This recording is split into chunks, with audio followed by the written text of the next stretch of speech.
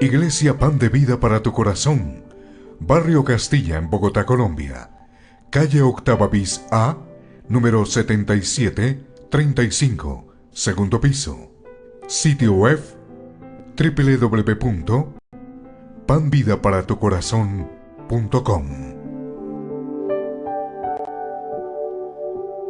Porque la palabra de Dios es viva y eficaz, y más cortante que toda espada de dos filos, y penetra hasta partir el alma y el espíritu, las coyunturas y los tuétanos, y discierne los pensamientos y las intenciones del corazón.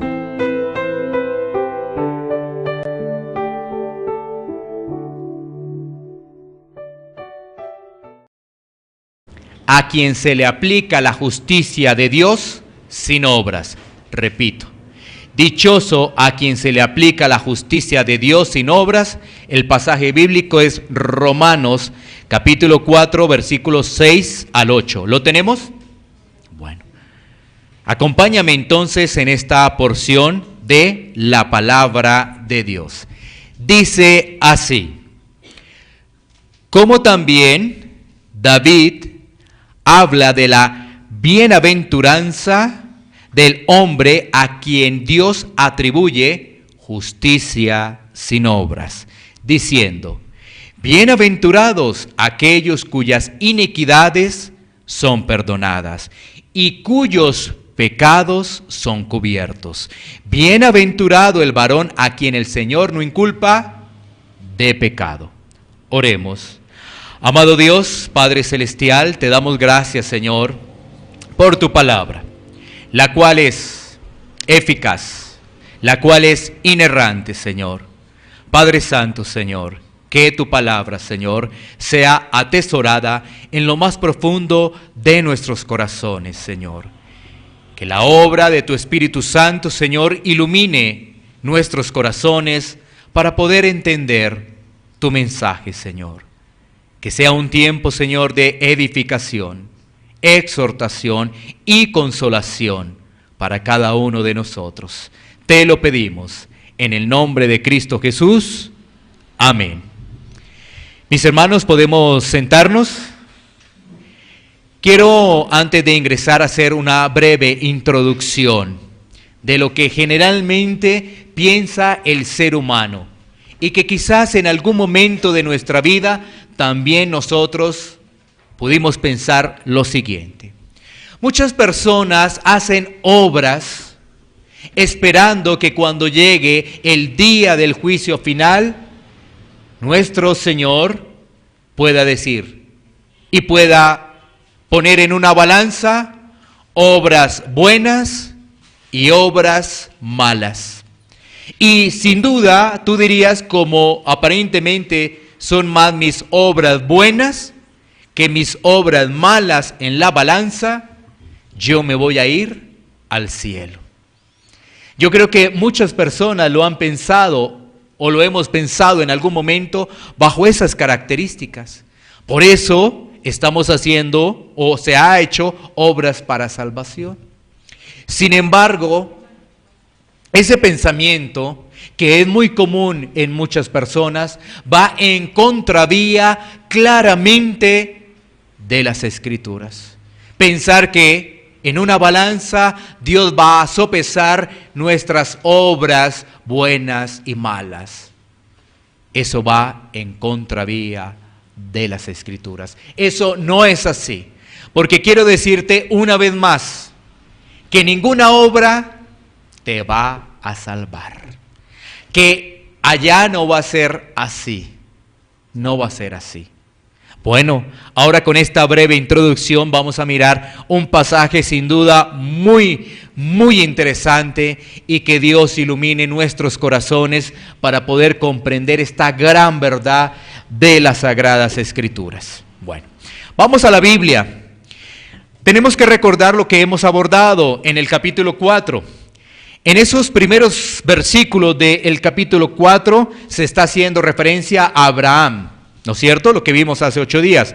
Abraham, nuestro padre Abraham, dice allí el apóstol Pablo, sin duda evocar el nombre de Abraham era algo muy importante para los judíos. Pero algo trascendental para los judíos era la afirmación del apóstol Pablo, que prácticamente le dice que Abraham fue salvo por gracia, no por obras. Sin duda eso sería trascendental para los escuchas del primer siglo, porque referenciar a Abraham era algo sumamente importante, pero algo trascendental era la verdad bíblica de la cual estaba haciendo referencia el apóstol Pablo. Abraham, salvo por fe, no por obras. Bueno, debemos decir lo siguiente: el religioso siempre se va a jactar. ¿De qué? De sus obras. Se va a jactar ¿de qué? De su conocimiento, de ser más importante que los demás. Por ello el mensaje del apóstol Pablo trae gran relevancia hoy en día, lo mismo que a través de la historia. Porque a través de la historia el hombre se ha querido salvar por sus obras. Y la verdad, la Biblia tiene la razón. La Biblia es la verdad. El hombre se salva por la gracia de Dios. Muy importante todo esto. Porque Dios, por ejemplo, fue el que escogió a Abraham. Lo recordamos cuando vemos Génesis capítulo 12, Él fue el que lo llamó. ¿Y qué estaba haciendo Abraham? Él hacía parte de un grupo impío, de un grupo pagano, de Ur de los Caldeos. Su familia era pagana. Entonces uno podría decir, ¿será que Abraham no cometió pecado? Por supuesto que sí. Y nosotros vimos que aun cuando lo llama, aun cuando ya hace parte de ese grupo selecto de hijos de Dios, Abraham miente.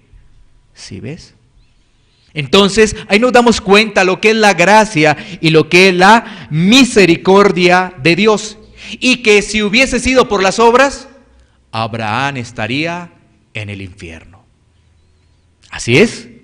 Ahora, siguiendo el mismo hilo conductor, el apóstol Pablo va a referenciar a otro nombre muy importante del Antiguo Testamento. Ustedes lo observan allí en sus Biblias. Ese nombre importante del Antiguo Testamento es el rey David.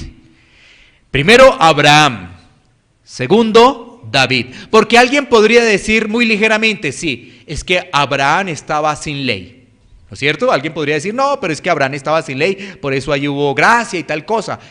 Pero resulta que David sí estaba con ley. ¿Y David cómo fue salvo? Bueno, eso es lo que vamos a mirar en los siguientes versículos, ¿no? Entonces, ¿qué vamos a ver de estos tres versículos? Versículo 6, versículo 7 y versículo 8. Vamos a mirar 3 puntos. El primero, la justicia de Dios sin obras. Ese es el primer punto que vamos a desarrollar. La justicia de Dios sin obras. El segundo punto que vamos a desarrollar es la bienaventuranza de esa justicia. Segundo punto, la bienaventuranza de esa justicia. Y el tercer punto es el resultado de esa justicia. 3 puntos, quiero volvértelos a repetir. El primero es la justicia de Dios sin obras. El segundo es la bienaventuranza de esa justicia. Y el tercero es el resultado de esa justicia. Comencemos entonces, miremos el versículo 6 de Romanos capítulo 4 para desarrollar el primer punto. ¿Cuál es el primer punto? La justicia de Dios sin obras. Leamos una vez más el versículo 6, que dice la Escritura. Como también David habla de la bienaventuranza del hombre, a quien Dios atribuye justicia sin ¿qué? Sin obras. Mira, esto es muy importante, lo que nos está diciendo allí el apóstol Pablo en el versículo 6. Como también David habla de la bienaventuranza del hombre, a quien Dios atribuye justicia. ¿Con obras o sin obras dice allí? Sin obras, dice allí el pasaje bíblico, ¿no? Sin obras. Bueno. El apóstol Pablo, como lo decíamos anteriormente, está citando al rey David. ¿Sabes qué dice Dios del rey David? Que tenía un corazón conforme a él. Esto es tremendo. Lo que vamos a ver es tremendo. Es sin duda una reflexión maravillosa para nuestra vida, para aplicarla, para vivirla. Miremos Hechos 13:22. Hechos 13:22. Para poder entender cómo Dios califica al rey David. Hechos 13:22 dice: quitado este, le levantó por rey a David, de quien dio también testimonio diciendo: he hallado a David, hijo de Isaí, varón conforme a mi corazón, quien hará todo lo que yo quiero. Un varón conforme al corazón de Dios. Esto es algo que las Escrituras nos referencian específicamente con David. Entonces imagínate que uno diría un corazón limpio, un corazón transparente, un corazón sin mancha, ¿no es cierto? ¿No es cierto que uno diría así de primera mano? Claro, uno diría así de primera mano, pero para eso, para que los pensamientos del mundo, las ideas del mundo, todo lo contaminado del mundo tenga que salir, yo tengo que leer la Biblia para identificar quién era realmente David. Si yo no leo la Biblia, voy a decir David puro, David corazón limpio, David sin mancha, David, mejor dicho, una vida excelente, pecado ninguno, ¿no es cierto? Pero tengo que leer la Biblia. Si no la leo, me voy a quedar con eso. Y ahí va a haber un gran error. ¿Sabes qué está citando el apóstol Pablo allí en esos versículos? Un salmo de David. Pablo está citando en Romanos capítulo 4, versículos 7 y 8, un salmo de David. No sé si lo sabías. ¿Qué salmo está citando? Salmos 32, versículos 1 y 2. Así que vayamos a Salmos 32, versículos 1 y 2. Vamos a ver qué dice ese salmo. Salmos 32, versículos 1 y 2. Vamos a mirar un poco la historia de David. No desde que lo escogieron, no, sino nos vamos a adelantar y vamos a mirar ya cuando era rey. Ya cuando había sido llamado y ya era rey.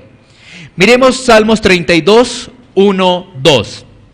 Dice: bienaventurado aquel cuya transgresión ha sido perdonada y cubierto su pecado. Bienaventurado el hombre a quien Jehová no inculpa de iniquidad. ¿Sí ves? Muy parecido a lo que vemos en Romanos. ¿Qué está haciendo Pablo? Citando una vez más el Antiguo Testamento, citando una vez más la Biblia. La Biblia es completa, es una unidad. ¿Y qué vemos en este salmo? Este salmo fue calificado en la iglesia primitiva como uno de los 7 salmos penitenciales que hablan del perdón. Y se han relacionado históricamente con un episodio: el rey David y Betsabé. Vuelvo y reitero para que tú tengas presente, este es uno de los salmos, este es uno del grupo de los 7 salmos que se han considerado penitenciales y se han relacionado históricamente con David y Betsabé, es decir, lo que ocurrió allí. Entonces, ¿yo qué tengo que hacer? Si yo estoy estudiando la Biblia, si yo estoy mirando qué es lo que me dice este pasaje de Pablo, ¿qué tendría que hacer? En primera instancia, ir a Salmos. Eso es lo que estamos haciendo, ¿no? Salmos 32, versículos 1 y 2. Pero como ese salmo me está hablando de la historia de David y Betsabé, ¿qué tengo que hacer? ¿Qué tendría que hacer? Ir a esa historia. Claro, eso es lo que tengo que hacer. Entonces tengo que ir a Segunda de Samuel, capítulo 11. Eso es lo que tengo que hacer para estudiar la Biblia coherentemente, organizadamente.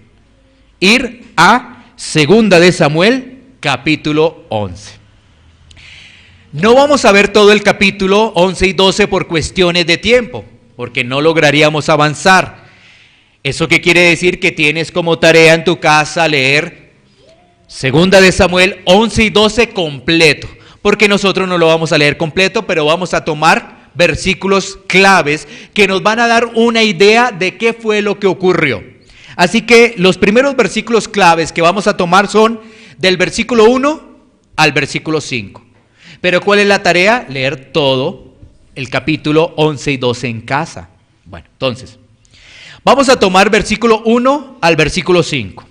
Vamos a leerlos, ¿no? Entonces, debemos poner muchísima atención a estos pasajes, ya que vamos a encontrar mucha riqueza de lo que nos está diciendo el Señor en esta mañana. Entonces, tomando en cuenta los primeros 5 versículos, dice: aconteció al año siguiente, en el tiempo que salen los reyes a la guerra, que David envió a Joab y con él a sus siervos y a todo Israel, y destruyeron a los amonitas y sitiaron a Rabá, pero David se quedó en Jerusalén. Y sucedió un día, al caer la tarde, que se levantó David de su lecho y se paseaba sobre el terrado de la casa real, y vio desde el terrado a una mujer que se estaba bañando, la cual era muy hermosa. Versículo 3: envió David a preguntar por aquella mujer, y le dijeron: aquella es Betsabé, hija de Eliam, mujer de Urías Eteo. Y envió David mensajeros, y la tomó y vino a él, y durmió con ella. Luego ella se purificó de su inmundicia, y se volvió a su casa. Y concebió la mujer, y envió a hacerlo saber a David, diciendo: estoy encinta. Es decir, estoy embarazada. Bueno, ¿qué vemos en esos 5 versículos? Vamos a mirar qué vemos en esos 5 versículos. ¿Qué vemos en el primer versículo? Que David no sale a la guerra como es costumbre de los reyes de la época. Eso es lo que vemos en el primer versículo. Era costumbre de los reyes de la época salir a la guerra en defensa de su pueblo. ¿Qué pasa con David? No salió. Envió a sus oficiales, envió a sus lugartenientes, pero él no salió. Él se quedó en su casa, por decirlo así. ¿Qué más vemos allí en esos versículos? Que David está un poco ocioso, sin cosas que hacer. Él tenía cosas que hacer, ir a la guerra, pero ahora ya no tiene cosas que hacer. Entonces está un poco ocioso. Y entonces observa a una mujer que se está bañando. Eso es lo que observa. ¿Qué más vemos en esos versículos? Que la mujer era casada. Eso es lo que vemos. ¿Qué más vemos en esos versículos? Que David, el que cita las escrituras, que tenía un corazón conforme a Dios, durmió con una mujer casada. ¿Cuál fue el resultado de dormir con una mujer casada en ese contexto? Quedó embarazada. Entonces ahí vemos 5 puntos rápidamente. David no salió a la guerra. David observa a una mujer que se está bañando. La mujer estaba casada. 4º punto, David durmió con esa mujer. 5º punto, la mujer quedó embarazada. Estamos viendo un relato de pecado y de una gran cadena de pecado. No un pecado, una gran cadena de pecado. Eso es lo que estamos viendo. Negligencia, miremos la cadena de pecado, ¿no? Primero, negligencia por no salir a pelear con su pueblo. Y negligencia es un pecado. Hacer lo que debo hacer y no hacerlo es pecado. ¿Sí ves? Bueno, entonces ahí, negligencia. ¿Qué más vemos? David entra en tentación. Porque David dice: uy, no puedo ver a esta mujer. Alcanzó a ver, más bien, me meto para mi cuarto. ¿Sí es? Pero no lo hizo. No lo hizo David. Entonces, ¿qué? En vez de rechazar la tentación, dijo: bienvenida a la tentación. ¿Sí es como en la cadena de pecado?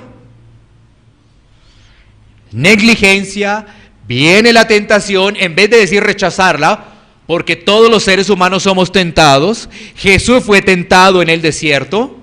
Jesús rechazó la tentación. El ejemplo es rechazar la tentación como lo hizo Jesús. ¿Qué hizo David?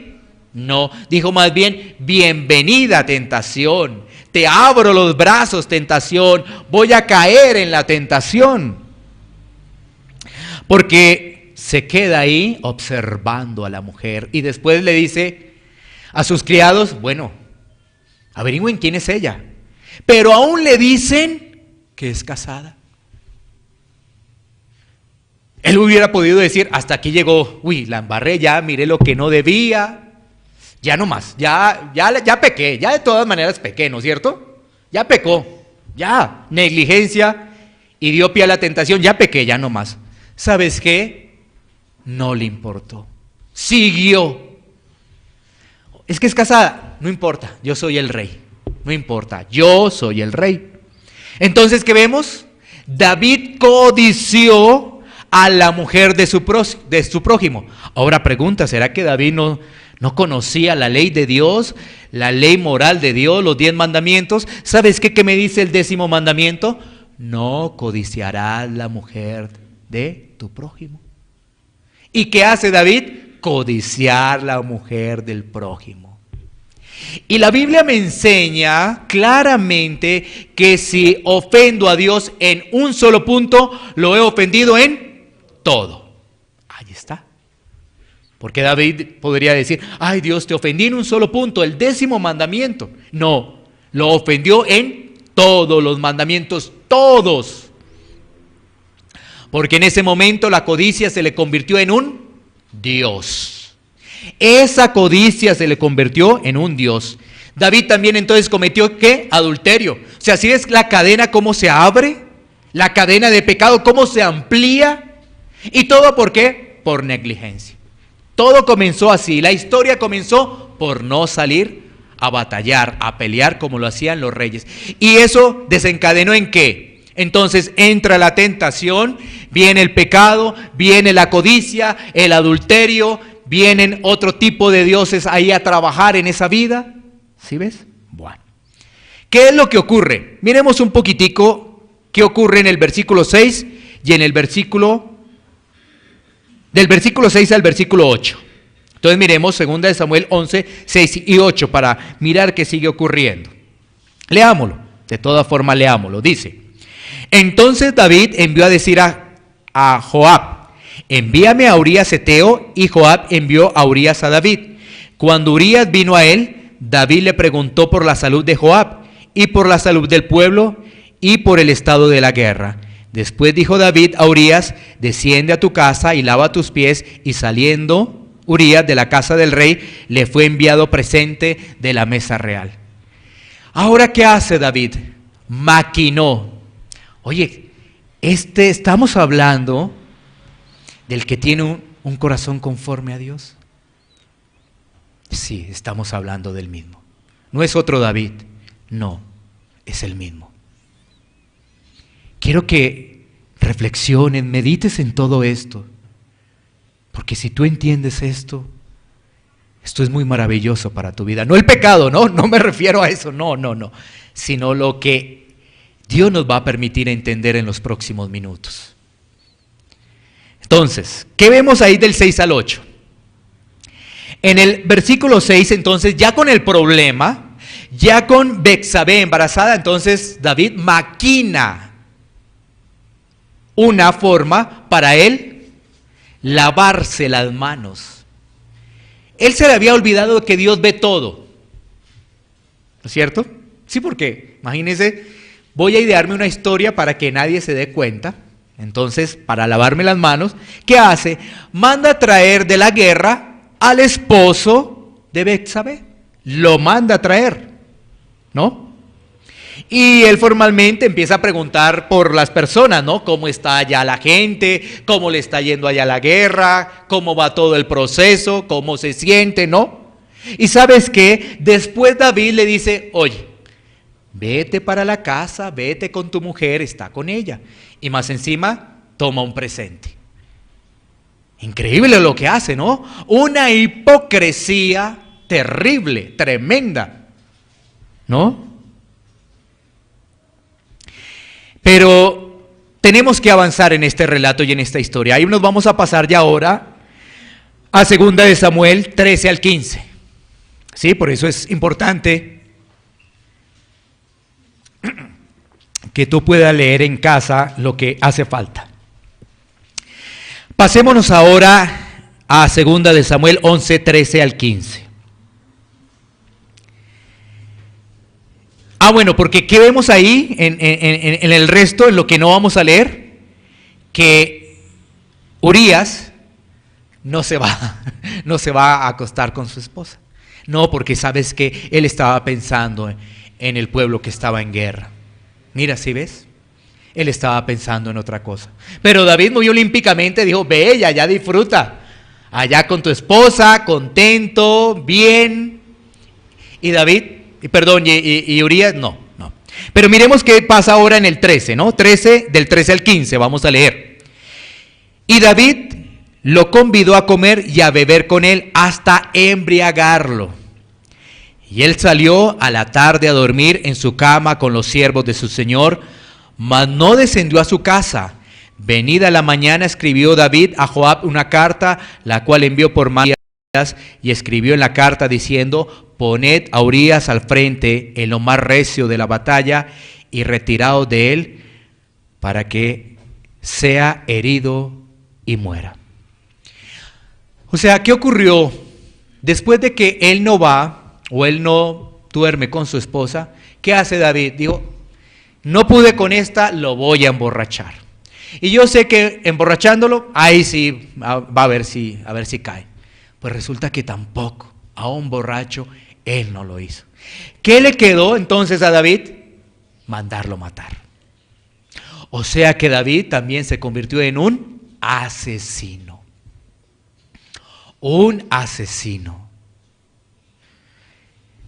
Los pecados, una gran cantidad de pecados. Una gran cantidad. Bueno. Tenemos que decir entonces cómo culmina esta historia. Para ello, pasemos a el capítulo 12. Capítulo 12, donde el profeta Natán va a disciplinar y amonestar a David. En los primeros versículos del 1 al 6 va a haber una historia. ¿Cuál historia es? Una pequeña como parábola. Se va a hablar de un hombre rico y un hombre pobre.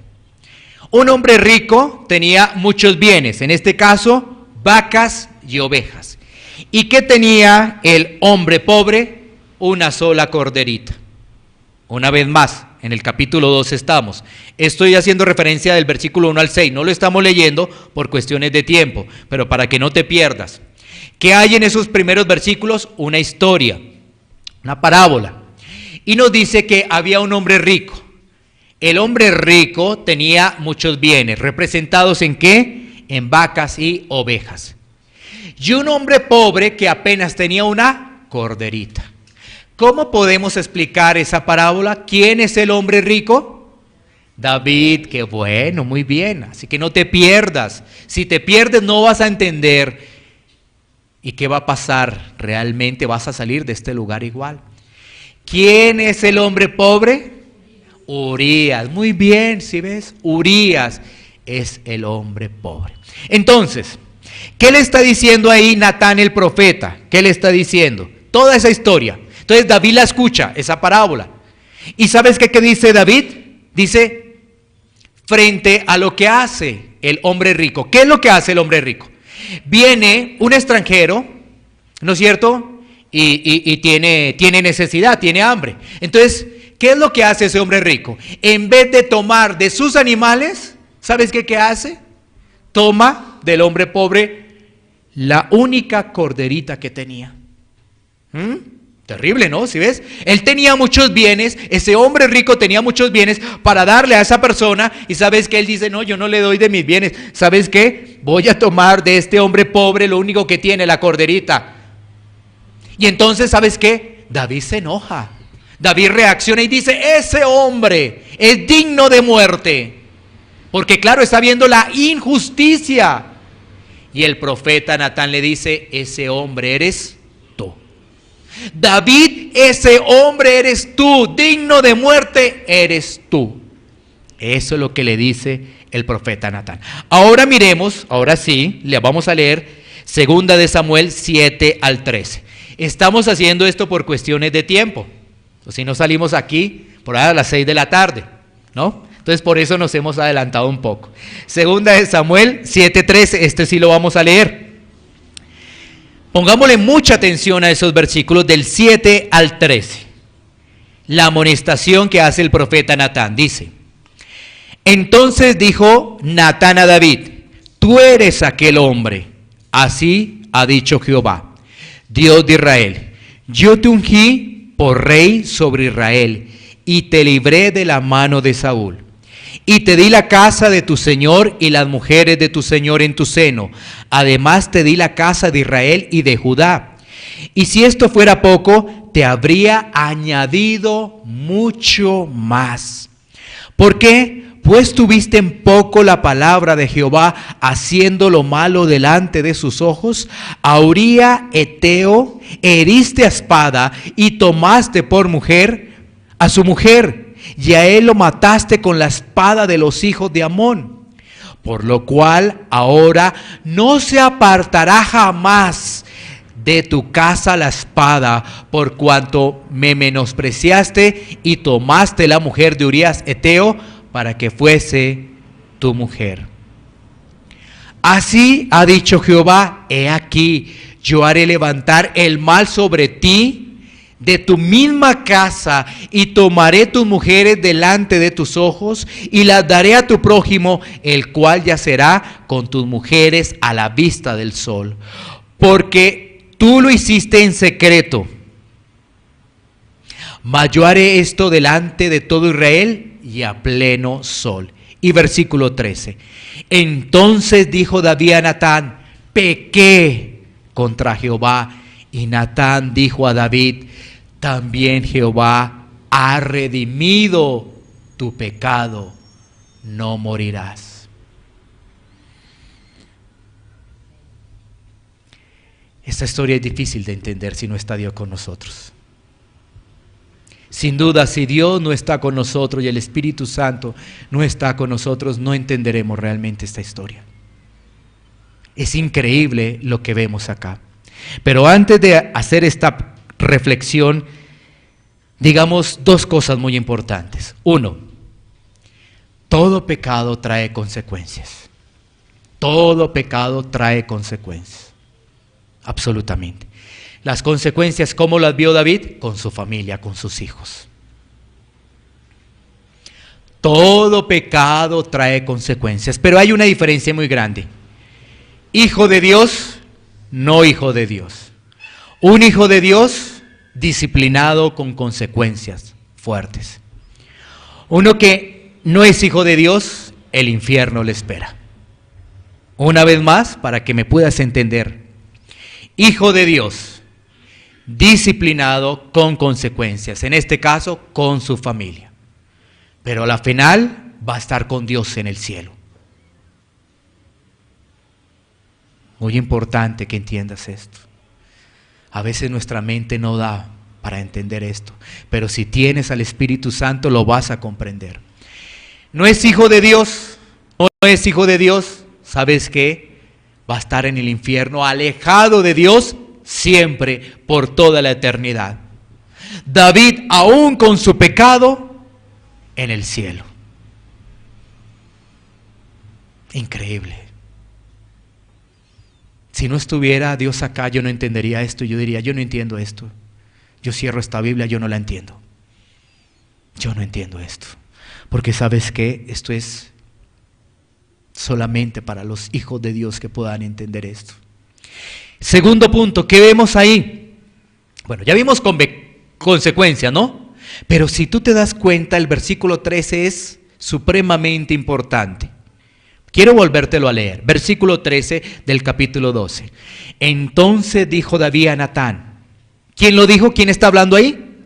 David. ¿Ya? Ya Natán ya habló. Pero vuelve a Natán a hablar otra vez ahí. Entonces ahí hay un diálogo. David le dice a Natán, pequé. ¿Pequé contra quién? ¿Pequé contra Urías? ¿Pequé contra Betsabé? No, dice, pequé contra Dios. Eso quiere decir ahí un dolor, un arrepentimiento, una convicción. Si él no dice, ¿sabes qué, profeta Natán? Yo pequé con Urías, pequé con Betsabé, pequé por no haber ido. No. Él dice claramente, pequé contra Dios. Porque el problema de todo es Dios. Porque ha pecado es contra Dios. Él desobedeció a Dios y de ahí vino una gran consecuencia, una gran cadena de pecados. Él desobedeció, pero ¿sabes qué dice? Pequé contra Dios. Y la respuesta del profeta, ¿cuál es? Ha sido perdonado. Ha sido perdonado. ¿Sabes qué?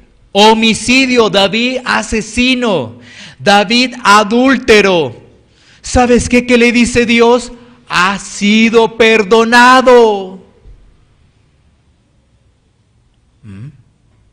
Un hijo de Dios, perdonado. Un hijo de Dios no es perfecto. Y no te estoy diciendo con este relato y con esta historia que hagas lo mismo. Como Dios me va a perdonar. No, pero date cuenta la misericordia de Dios. Si fuera por las obras, ¿dónde estaría David en este momento? ¿Dónde estaría David? En el infierno. Pero la salvación no es por obras.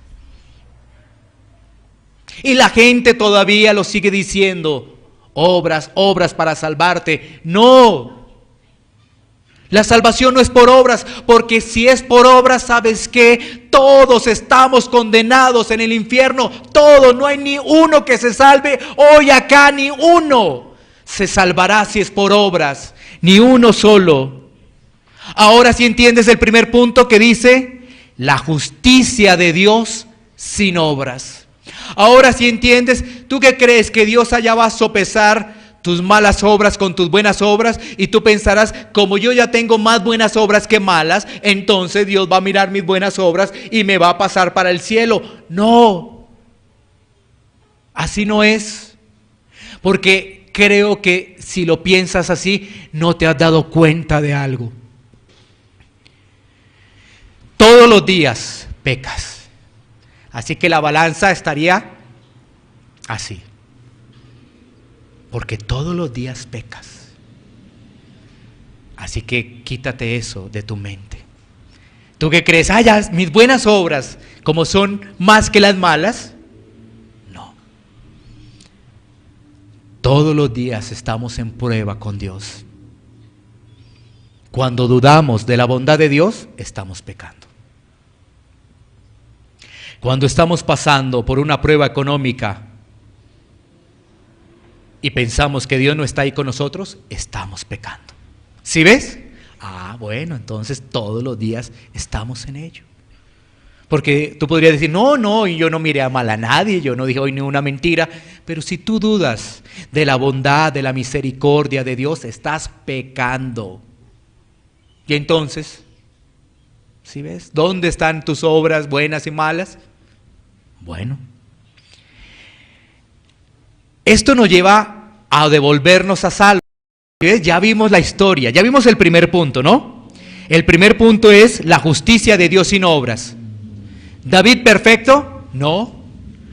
Pero la Biblia dice que David tenía un corazón conforme a Dios. Cuando está hablando de eso, no se está hablando de que David sea perfecto. Si Dios te rescató, tú tienes un corazón conforme al de Dios. Si Dios te rescató, haces parte o hacemos parte de ese grupo. Si no te ha rescatado, pues no, si tu corazón es del mundo. Bueno, volvamos otra vez a Salmos, ¿no? Sí, ya vimos la historia, ya vimos todo lo que hizo David. Ahora ya entiendes que la salvación no es por obras. La salvación es por gracia, porque ninguno por obra se puede salvar, ninguno. Si ves, vas comprendiendo que ninguno se podría salvar. Si fuera por obras, ninguno. Tiene que ser por gracia, porque de lo contrario no hay ninguno en el cielo. Volvamos entonces a Salmos. Salmos 32, retomemos nuevamente ahí. Salmos 32.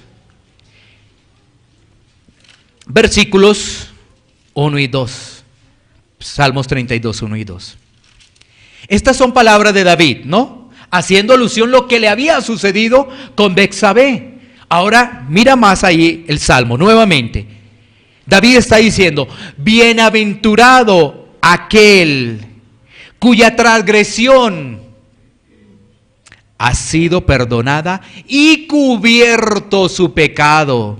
Bienaventurado el hombre a quien Jehová no inculpa de iniquidad y en cuyo espíritu no hay engaño. Miremos ahora sí este salmo, que son las palabras de Pablo en Romanos. Miremoslo ahí. Mira, lo que tendríamos que decir es que aquí hay algo muy grande para nuestra vida, porque comienza como bienaventurado. Ahora vamos a mirar entonces el segundo punto. ¿Cuál es el segundo punto? La bienaventuranza de la justicia. La bienaventuranza de esa justicia. Entonces nos dice la palabra de Dios ahí. Bienaventurado, ¿qué es? ¿Qué significa? Dichoso, gozoso, feliz. O sea que podríamos decir gozoso, feliz aquel cuya transgresión ¿qué? Ha sido perdonada. ¿Por qué? Mi pecado, mis pecados, esa cantidad, ese número que aún yo perdí la cuenta hace mucho tiempo. ¿O tú tienes la cuenta de tus pecados? Yo lo perdí hace muchísimo tiempo. Es más, hace muchísimo tiempo perdí ese número. Pero dice, bienaventurado aquel cuya transgresión ha sido perdonada. Tus pecados han sido ¿qué? Perdonados. David está diciendo entonces que es motivo de felicidad. ¿Qué es motivo de qué? De gozo. Porque sus pecados han sido perdonados. Ha sido liberada la carga del crimen. Ha sido liberado de la carga de qué? Del pecado. ¿Qué hace el pecado? Nos genera carga, opresión. Eso hace el pecado. Y David está diciendo, dichoso aquel que ha sido liberado de esa carga, de esa gran carga. Ha sido liberado de esa gran carga, está diciendo ahí el rey David. ¿Qué nosotros estamos viendo? Pasemos ahí al versículo 2, que es prácticamente también de Romanos, el versículo 8, ¿no? Bienaventurado el varón a quien el Señor no inculpa de pecado. ¿Cuál es ahora el resultado de esa justicia? Ya vimos la bienaventuranza, ¿no? ¿Cuál es esa bienaventuranza? Que hay perdón de pecados. Entonces, ahí estamos viendo el segundo punto. ¿Cuál es la bienaventuranza? Hay perdón de pecados. ¿Y cuál es el resultado de esa justicia? El Señor no te inculpa de pecado. No. Tremendo, ¿no? No te inculpa de pecado. ¿Culpable? No, ya no. No. Porque si fueras culpable, infierno. Si vas comprendiendo, si fueras culpable, infierno. O sea, ya no te inculpa de pecado. Ya no. Eso es motivo una vez más de ¿qué? De gozo, de paz en nuestros corazones. Miremos lo siguiente. Analicemos esto. ¿Qué es motivo de felicidad para la gente que no conoce de Dios? Yo te lo voy a decir, pero creo que vas a estar de acuerdo conmigo. ¿Qué es motivo de felicidad para las personas que no están con Dios? Yo te lo voy a decir. El éxito es motivo de felicidad para esas personas, ¿no? Entonces, cargos importantes, personas a su cargo, eso es motivo de felicidad. ¿Qué más? Ser popular. Por ejemplo, un cantante, un futbolista, ¿sí ves? Son popular y para ellos eso es motivo de felicidad, porque redunda en el dinero. Así que el otro motivo de felicidad en este mundo, ¿qué es? La riqueza. ¿Sí ves? Entonces, la felicidad de este mundo se centra en el éxito, la popularidad y las riquezas. Y de eso vemos un grupo muy importante de personas en el mundo. Ahí aparecen en ese listado presidentes, aún reyes, futbolistas, cantantes, actores de televisión, y tú los ves, esas fotos, todo eso es lujo. Casas impresionantes, con todos los lujos, con todos, no les falta ninguno. Y para eso es motivo de felicidad. ¿Y por qué? Porque ellos replican esas fotos hacia los demás. ¿Con qué objetivo? Para que los demás vean en ellos, ¿qué? Poder. Y muchos aún sientan envidia. Oh, qué casa tan buena, qué carro, allá tiene de todo y yo no tengo nada de eso. Y anhelen ser como ellos. ¿Sí? Contagiados con todo lo del mundo. Así es. Esa es la felicidad del mundo, el tener la popularidad. Eso es. Pero la Biblia me habla de eso. No, ¿sabes qué? Me está diciendo la Biblia. ¿Cómo yo puedo ser feliz? ¿Cómo yo puedo ser gozoso? ¿Cómo puedo ser yo dichoso? Si Cristo me perdonó. Así se reduce todo. Si Cristo me perdonó, soy gozoso, porque ¿sabes qué? No solamente te perdonó tus pecados pasados, te perdonó los de hoy y te va a perdonar los de mañana y hasta que mueras. ¿No crees que eso es suficiente motivo para estar gozoso y para estar feliz en esta vida? Te ha perdonado los pecados de ayer, hoy y mañana. Así de claro es. ¿Hay algún motivo más de felicidad? Si te perdonó, no vas al infierno, estarás con Dios toda la eternidad con Él. ¿Habrá algo más que genere felicidad en un hijo de Dios? ¿O crees que el dinero puede comprar todo eso? Bueno, la persona es feliz cuando sabe que Cristo ha llegado a su vida. Porque ha sido cubierto, como lo dice la palabra, cubierto su pecado. ¿Y sabes qué dice la palabra? No inculpa. Ya no eres culpable. Ya no eres culpable. Esa barrera que había, ya no hay. Esa enemistad que había con Dios, ya no hay. Ya no hay. Ya ahora esa persona, aún en medio de las dificultades, en medio de los problemas, todavía mantiene el gozo. Porque mis pecados han sido perdonados. Ya no soy enemigo de Dios. Mira, el solo hecho de pensar que antes eras enemigo de Dios y ahora ya no, ¿no significa ello motivo de gozo? Ya no eres enemigo de Dios, antes eras enemigo de Dios.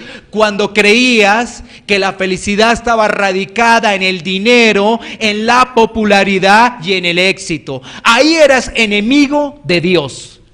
Pero ahora que ya no crees eso, ahora eres amigo de Dios, eres hijo de Dios. Y ya no te inculpa de pecado Dios. Y te ha perdonado todos los pecados. Mira estos 3 pasajes bíblicos para que medites en ellos. 3 pasajes bíblicos con respecto al perdón de pecados, para que puedas entender más. Miqueas 7:20.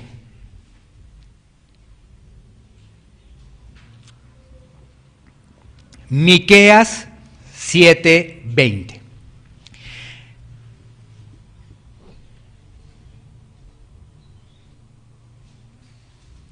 Vamos a mirarlo por acá para que lo podamos también verificar. Si todo está bien.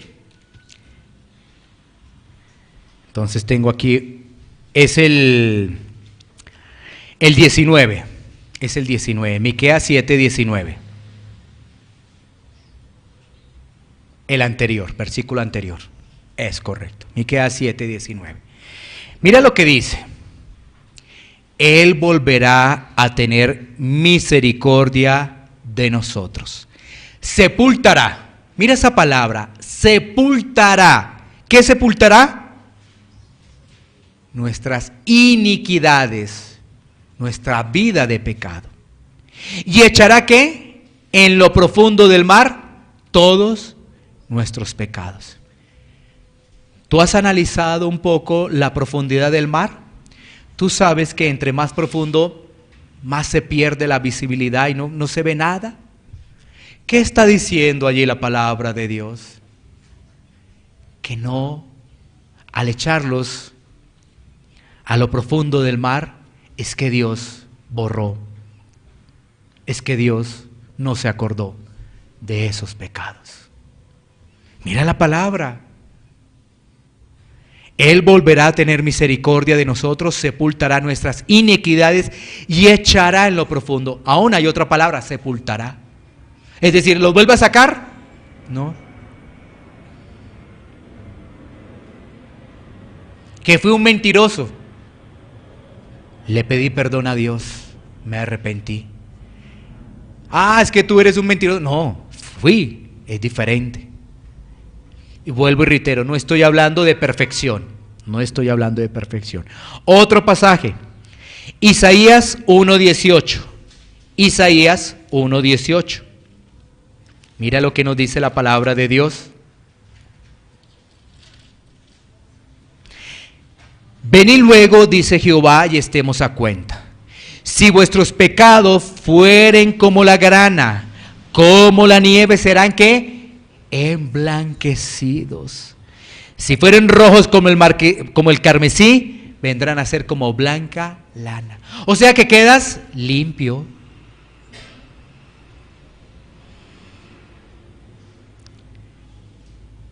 ¿Tú qué le tienes que decir a tu conciencia? Si tu conciencia te está diciendo, ¿la embarraste? Pero al otro día volviste, la embarraste conscientemente todas las cosas, tú tienes que decir, conciencia, tienes razón, yo no soy hijo de Dios. Yo no soy hijo de Dios, me tengo que arrepentir. Pero si eres hijo de Dios, vas a decir, yo sé que Dios me perdona. Yo sé que Dios me perdona y sigo adelante. Recuerden que una característica de la salvación es la perseverancia. Perseverancia. Otra característica es la santificación. Pero no estamos hablando de una persona perfecta. Es decir, si tú eres hijo de Dios, el Señor perdona tu pecado. Si tú lo confiesas, perdona tu pecado. Él perdona. Y sigues adelante. Y sigues como hijo de Dios y vas para el cielo. Vas para el cielo. ¿Sí? No te agrada del pecado. No vives para el pecado. Vives ahora para Cristo. Entiende esto. Esto es muy importante para tu vida cristiana.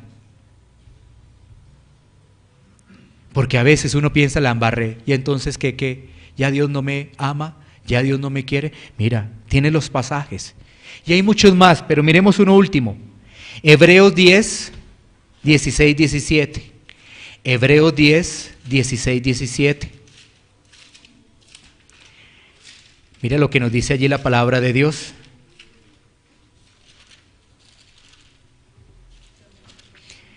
Hebreos 10, 16, 17. Este pacto que haré con ellos después de aquellos días, dice el Señor, pondré mis leyes en sus corazones y en sus mentes las escribiré. Y añade, y nunca más me acordaré de sus pecados y transgresiones. Mira que la palabra dice ahí, nunca más. Nunca más. Reflexionemos aquí en lo siguiente. Mira. Por favor, reflexionen cada uno de estos. Ya vamos a llegar al final. ¿Dónde estaríamos nosotros si no hay perdón de Dios? ¿dónde estaríamos nosotros?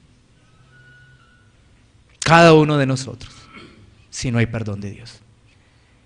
Si mi pecado de ayer, ¿dónde estaríamos nosotros?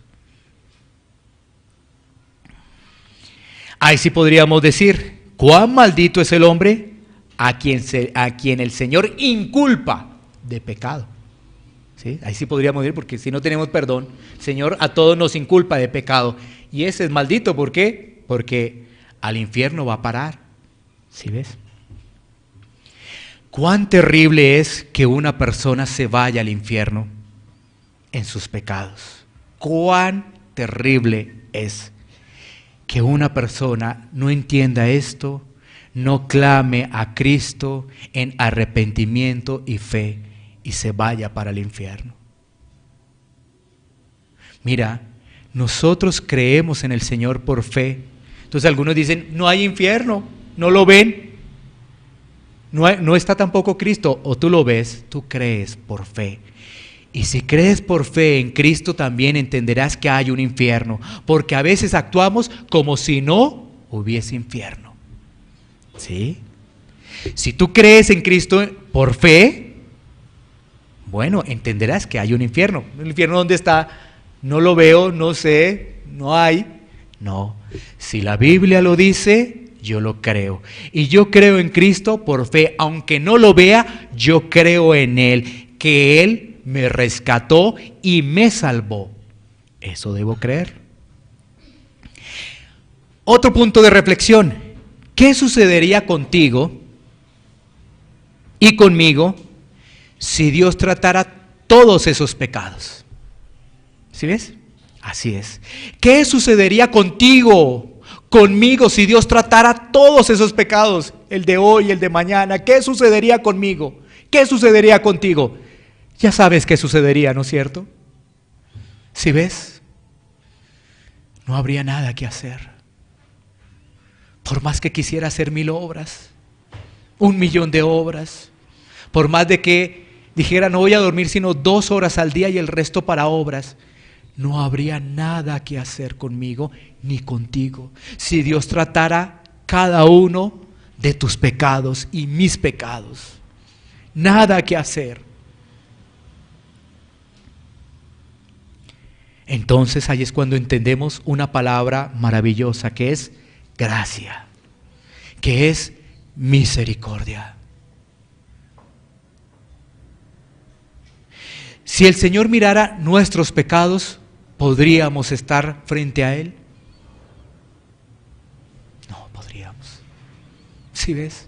La única forma es estar en Cristo Jesús. No hay ninguna otra forma. ¿Cuál es el problema del ser humano? El problema del ser humano es que se cree bueno. Ese es el problema. Se cree bueno. Y aún hay hijos de Dios que no entienden esta verdad y sabes que todavía luchan con ello. Todavía luchan y se creen perfectos. O, como no son perfectos, creen que ya Dios no los acepta.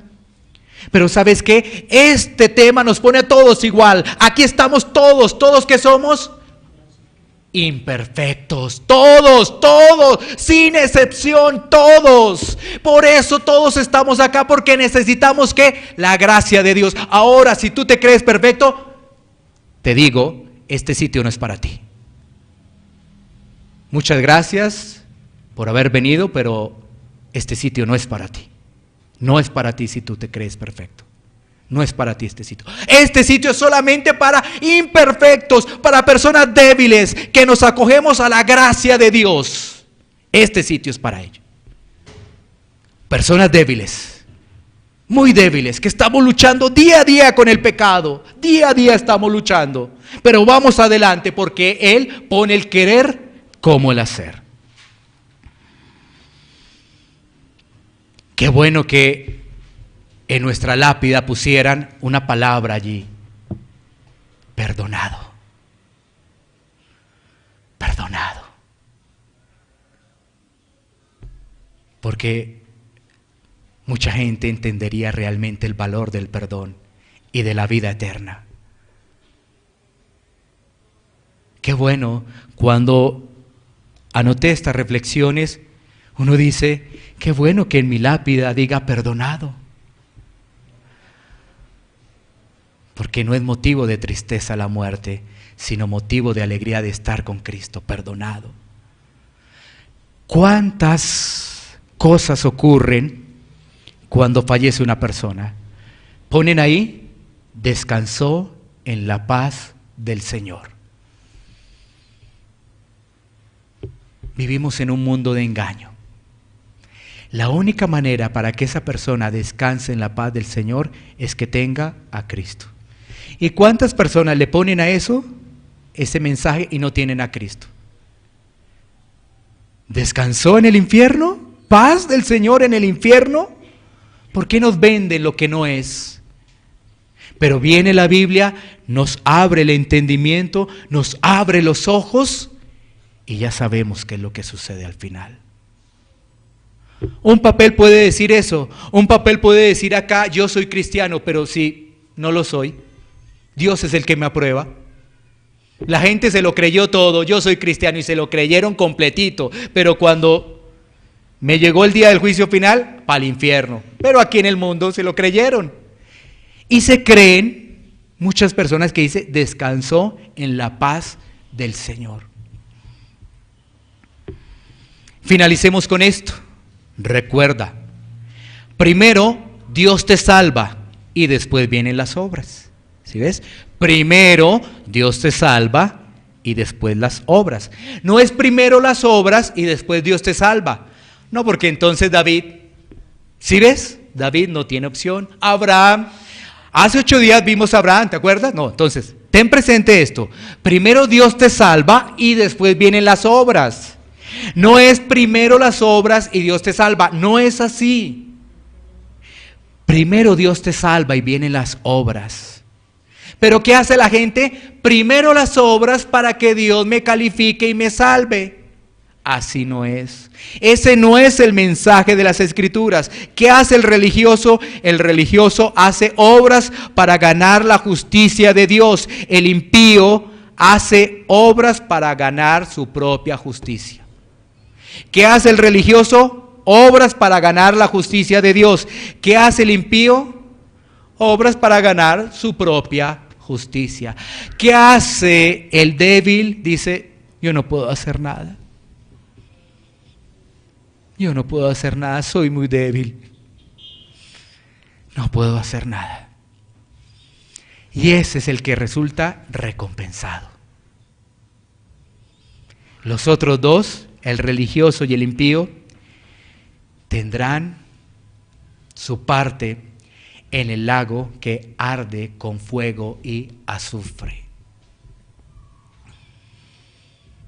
Cada vez que uno se para acá en el púlpito y habla del infierno, que lo estamos haciendo ahora muy recurrentemente, es algo que el solo hecho de hablar me pone como a temblar, porque eso es terrible, terrible.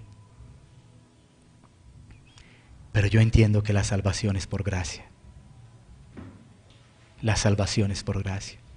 ¿Qué quiere decir? Los que estamos aquí escuchando, los que quizás más adelante observan este video, que tienen una oportunidad, claro que sí, claro que sí. Si se arrepienten y vienen en fe a Cristo. David, asesino, adúltero, mentiroso, engañador, ¿sí? Y podemos seguir con el listado. ¿Y sabes qué? Aprobado ante Dios. Porque como lo dice allí el salmista, el propio David, fue cubierto su pecado. Y él, ¿sabes qué? Se sintió dichoso, mejor dicho, nada se comparó en esta vida con esa felicidad de que él dijo, me siento feliz, dichoso, me siento bienaventurado, porque Dios me ha perdonado, Dios me ha perdonado. Y ¿sabes qué? Ese perdón no era de hoy, no es de mañana, no es de pasado mañana, no es de un mes, no es de 6 meses, no es de un año. Ese perdón es por la eternidad. para toda la vida. Ahora entiendes por qué debemos vivir gozosos. Si Dios me ha perdonado, ¿qué carga más tengo? La carga del dinero, algo se hará, algo haremos. Si tuviéramos que movernos de este lugar, lo haremos. Si tuviéramos que ir más bien a reunirnos en un parque, lo hacemos. La carga del dinero, algo Dios hará. La carga de alguna dificultad de la salud, yo tendré esperanza porque en el cielo voy a estar completamente sano. No me va a doler nada, absolutamente nada. Claro, vienen algunas más bien situaciones apremiantes, como que mi familia que conozca de Cristo, mi familia en carne, mi madre, mi padre, mis hermanos que conozcan en Cristo. Eso sí, por eso a veces se generan unas situaciones que realmente reconozcan, que se arrepientan. Aquellas personas que vienen a la iglesia y no dan testimonio de que Cristo está en ellos, oro por ellos para que realmente se arrepientan. Para que realmente vean el cielo, vean el esplendor del cielo y no sientan el olor del fuego. Eso es. Pero que Dios tenga misericordia y que reflexionemos en este bello mensaje, porque no es una exhortación, es un bello mensaje, porque hay esperanza para el pecador. Vamos a tomar un tiempo para poder orar. Iglesia Pan de Vida para tu Corazón, Barrio Castilla en Bogotá, Colombia. Calle Octava bis A, número 7735, segundo piso. Sitio web www.pandevidaparatucorazon.com. Porque la palabra de Dios es viva y eficaz, y más cortante que toda espada de dos filos, y penetra hasta partir el alma y el espíritu, las coyunturas y los tuétanos, y discierne los pensamientos y las intenciones del corazón.